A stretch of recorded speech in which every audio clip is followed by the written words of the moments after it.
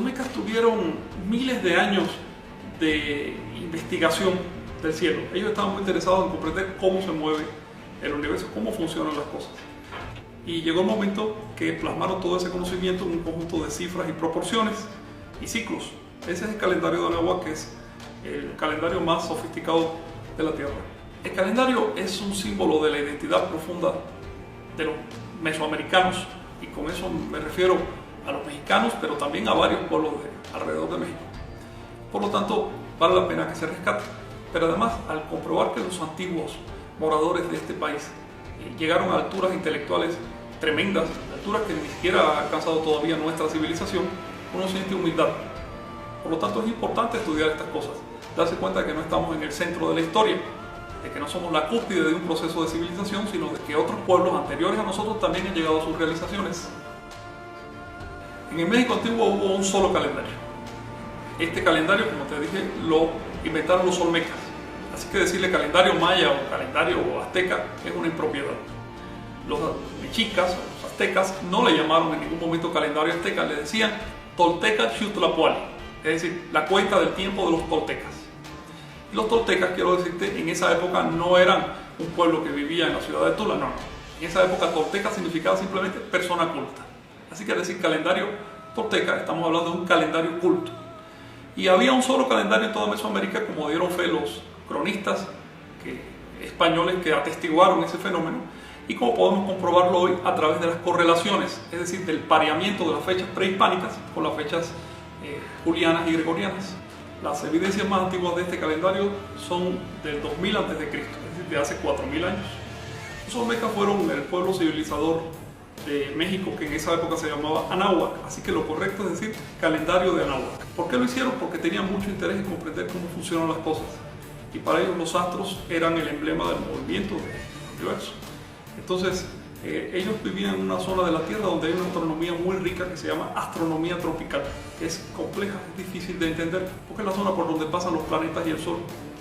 Entonces eso les obligó a hacer un esfuerzo intelectual que no solo implicó desarrollar el calendario, sino también las matemáticas vigésimales y un conjunto de símbolos para poder ubicar un objeto en el tiempo y el espacio. El paso cenital del Sol o de un planeta es el momento cuando llega al centro del cielo. En el caso del Sol, eso se puede medir porque no hay sombra.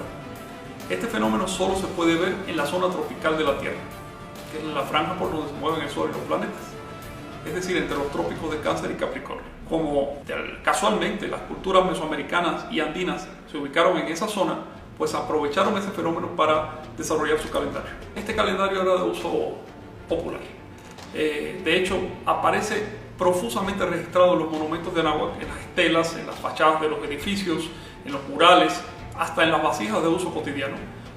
No solo eso, las personas en esa época tenían un nombre que era la fecha en la que habían nacido. Por lo tanto, este calendario era de uso colectivo. En esa época la gente pues iba a la escuela, como ahora, y estudiaba. ¿Y qué estudiaban? Pues estudiaban las matemáticas de aquella época, el calendario de aquella época. Era un pueblo culto. El calendario de Anáhuac se basa en una rueda de 13 números y otra rueda de 20 signos. Al combinarse, producen lo que se llama el tonal o el kin. Tonal o kin es un día, es una fecha. Hay, por lo tanto, 260 fechas en este calendario, que se combinan a su vez con los 365 días del año.